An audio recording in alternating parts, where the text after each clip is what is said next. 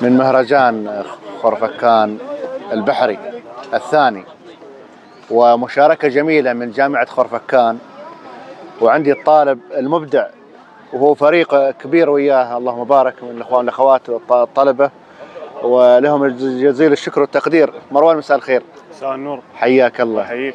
أنت اليوم تمثل جامعة خرفكان أنت وزملائك وزميلاتك، وتعرضوا فكرة جميلة، ممكن نشرحها للجمهور؟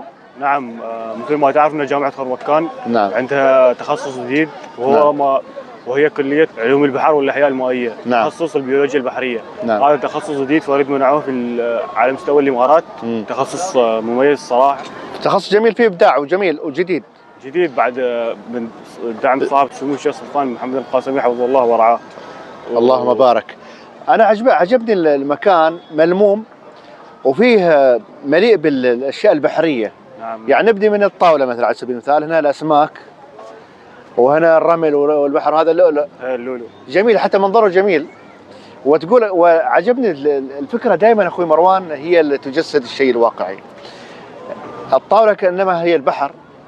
نعم. وهذه السفينة والصخور، طبعا هذه شعب مرجانية كذا. نعم، شعب مرجانية، شباب. وكأنما تؤدي رسالة مروان انه المحافظة على الشعب المرجانية. نعم، المحافظة على واستدامتها. نعم، كبيئة خصبة لنمو الأسماك. نعم، وننصح الناس والمتابعين أن يحافظوا على البيئة البحرية. يا سلام. لأن هذه الأيام انتشرت التلوث، المخلفات البحرية صحيح في البحر. ومنها نروح مباشرة للمجسم الجميل. وشو بتقول عن المجسم مروان؟ يقولوا ذي الحوت هذا، صح؟ طبعا على بس جميل مختلف يعني. ايه، لا واضح انه ذي الحوت فعلا، حتى ازرق كذا جميل، ومن بلاستيك. ويهدف بعد هذا المجسم الى اعاده تدوير المخلفات في البحر. صحيح. والحفاظ على البيئه البحريه. يعني بدل ما ترمي هذه العلب، سويتوا منها مجسم، سويتوا اعاده تدوير، وهي رساله كذلك اخوي مروان الى التقليل من التلوث. نعم. وعدم رميه، لانه يضر كذلك بالمكونات البحريه، يضر بالبيئه البحريه.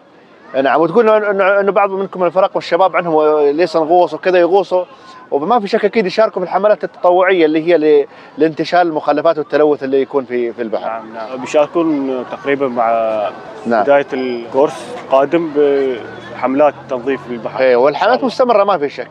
هنا اللي عجبني بعد الصور هذه، وتعكس فعلا انه في عمل وفي فرق قاعده تشتغل. هذه صوره من معمل. يا سلام. هي هالمعمل جامعه الفور. يعني في شوف علم ما شاء الله، يعني هذا علم جميل جدا. وهنا مع عميد كليتنا رحنا. أيوة. رحله بحريه لنكتشف درجات حراره المياه والملوحه تجارب عمليه. نعم. الحراره والملوحه والاشياء هذه كلها جميل جدا. وهذا مجسم.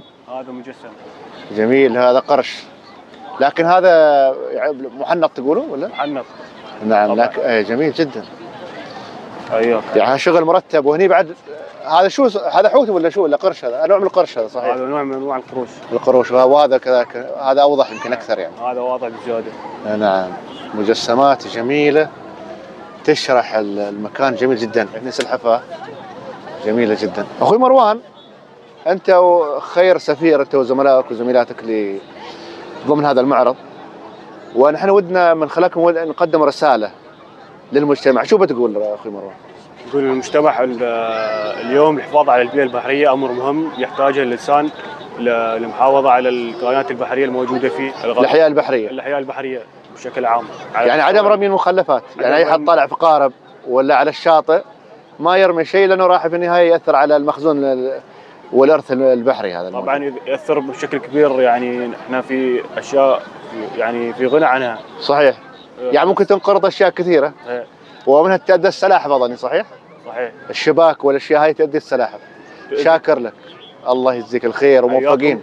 يزورونا في المعرض. ونحن ندعو الجميع كذلك رساله عبر حسابي انهم يزوروا فرع جامعه خرفكان ضمن مهرجان خرفكان البحري الثاني. وشكرا جزيلا لك. حياك الله يبارك فيك، الله يحفظك.